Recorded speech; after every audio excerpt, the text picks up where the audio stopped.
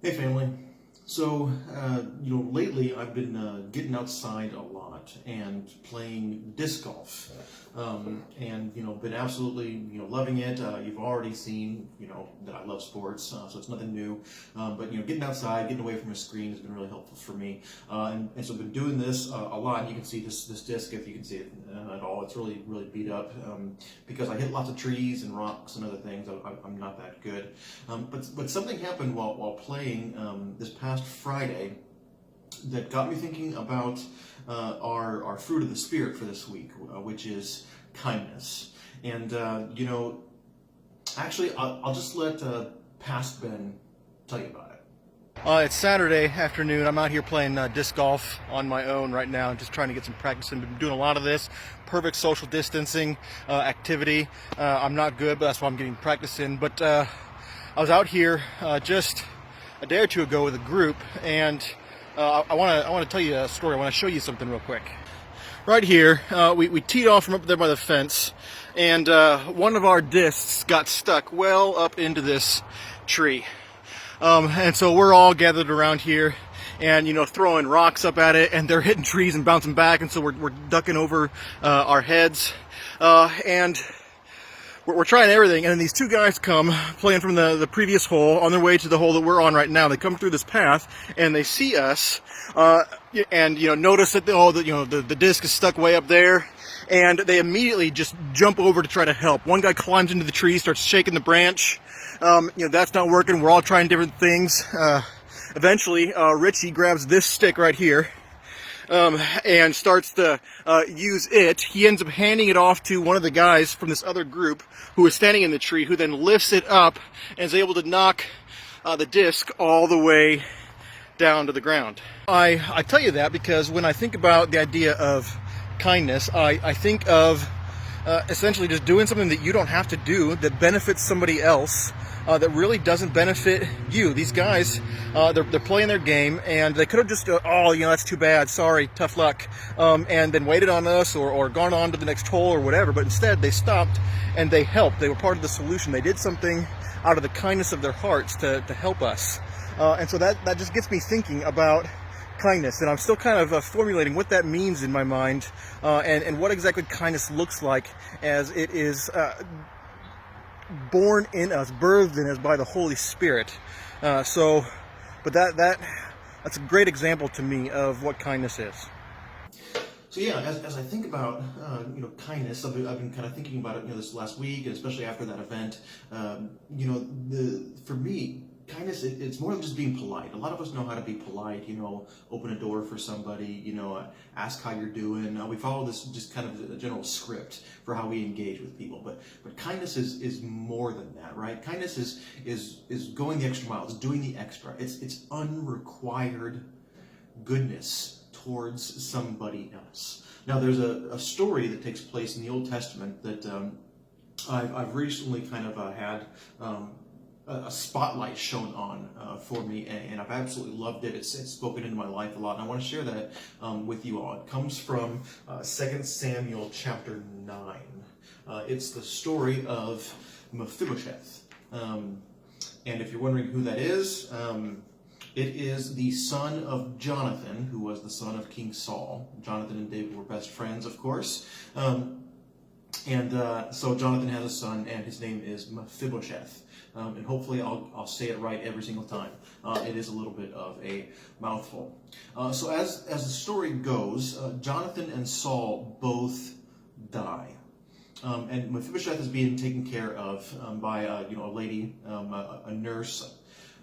And we see that when this nurse finds out that both Jonathan and Saul have died, she fears for Mephibosheth's life because he was a threat then to David's throne because he was obviously in Saul's lineage, and so therefore he was an heir. And so if David is the new king, then typically back then they would just take out anybody who was a threat. And so she grabs Mephibosheth and she flees. And in her haste, she accidentally drops him, and he becomes crippled. And all of this takes place when he's just 4 years old. So we get to chapter 9, and David has become king. He's brought the ark back into Jerusalem, and he asks, in verse 3 of chapter 9, he asks, "Is there no one still left of the house of Saul to whom I can show God's kindness?" And Ziba, who was a servant of Saul's household, answered the king, "There is still a son of Jonathan. He is crippled in both feet." So David asks where he is. Ziba tells him, and David sends for Mephibosheth. Now, at this point, we don't know exactly how much time has transpired, but Mephibosheth has grown up a little bit at least, because we see later, he dialogues with King David. So he's been living for a while in his crippledness. And we then see in verse 7 that after Mephibosheth has arrived and he's bowed down before the king and probably thinking, "I've finally been found. He's gonna snuff me out. He's gonna take me out. My life is over." So he bows down before the king, and in verse 7 it says this: "Don't be afraid," David said to him, "for I will surely show you kindness for the sake of your father Jonathan. I will restore to you all the land that belonged to your grandfather Saul, and you will always eat at my table." So, many of us can relate to Mephibosheth. Life has hit us hard. It's taken a lot from us. But we have a king who has invited us to his table. And in fact, he's gone ahead to prepare a place for us. And there's a lot that we can learn, and that is affirming and is beautiful as we see that messianic symbolism there. But instead of focusing on that, I want to focus on David, on the kindness that David showed, because it was his unrequired kindness towards Mephibosheth that restored him. So there's just a couple things that I want us to hear that comes out of this story. The first one is that kindness comes from God. David, when he's asking, is there anyone to show kindness to? He doesn't just say, is there anyone that I can just show my kindness to? He says, is there anyone to whom I can show God's kindness? Because David himself had received God's kindness. He understands that it comes from there. So kindness always comes from God, which means, second thing, is that kindness is reactive. Okay? It's reactive because we react to the kindness that we receive from God, and then it becomes proactive as we seek to send it towards somebody else, to spend it on somebody else. Okay?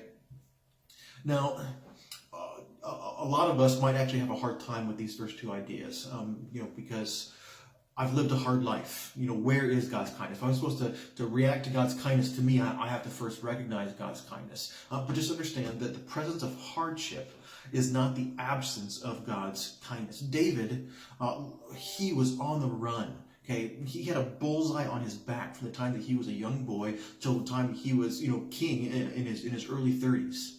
He was thwarting assassination attempts. He was living hungry. He was pretending to be insane just to survive, to save his life. David lived hard. And yet in the midst of all that, he recognized God's kindness.